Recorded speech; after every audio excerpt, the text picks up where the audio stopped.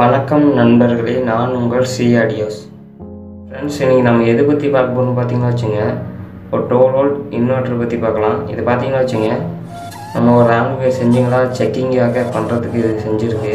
12 volt DC converter போட்டு பாருங்கள். Box வந்து நம்ம வேறு இன்வெர்ட்டர் செஞ்சு பார்க்கலாம். வாங்க இதை ஓப்பன் பண்ணி உள்ளே என்னென்ன யூஸ் பண்ணி பார்க்கலாம்.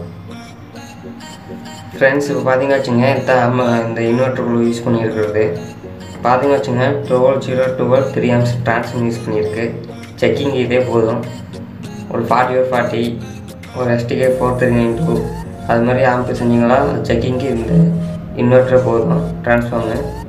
இதுக்கு கெப்பாசிட்டர் பார்த்தீங்கன்னா வச்சுங்க 50 வாட்ஸ் 4500 EF போட்டிருக்கு. போட்டு 3 amp டயோடு 2 போட்டிருக்கு. நீங்கள் 3 amp போடலாம், இல்லை 6 amp போடலாம். நான் 3 amp போட்டுக்கிட்டேன். இதில் பார்த்தீங்கன்னா வச்சுங்க 3 லாட் ஒயர் வரும்.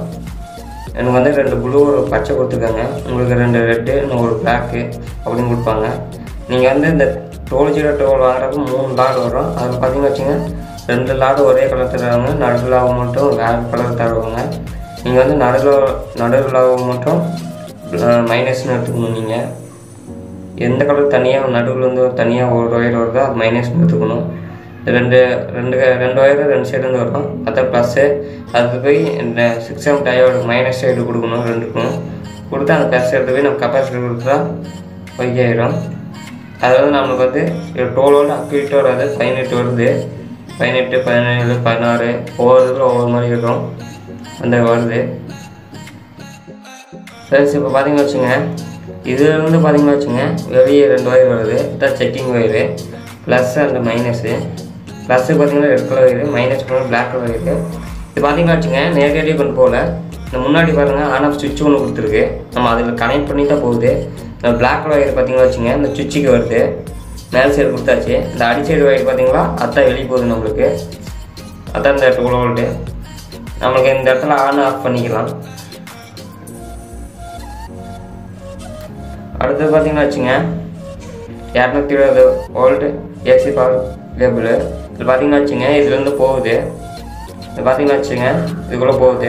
இப்போ போய் பார்த்தீங்கன்னா வச்சுங்க நம்ம நேரடியாக பாதி பேர் கொடுப்பாங்க. நான் வந்து பீஸ் போட்டு தான் எப்பயுமே கொடுப்பேன். ஆம்பிளிஃபையர் எது செஞ்சாலும் பீஸ் போட்டு தான் கொடுக்கணும். பார்த்தீங்கன்னா வச்சுங்க இதுக்குள்ளே பீஸ் இருக்குது. பீஸு நம்ம எக்ஸ்ட்ரா வேணால் இந்த கட் பாயிண்ட் கூட ஒன்று வச்சுக்கலாம்.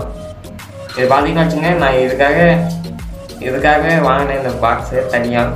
உங்கள் எலக்ட்ரானிக் ஷாப்பில் கேட்டால் கிடைக்கும் தனியாக. அது மாதிரி நீங்களும் இருந்தால் வாங்கிக்கோங்க. அது மாதிரி நீங்களும் வந்து வாங்கிக்கோங்க. பார்த்தீங்கன்னா வச்சுங்க பீஸ் பாருங்கள்.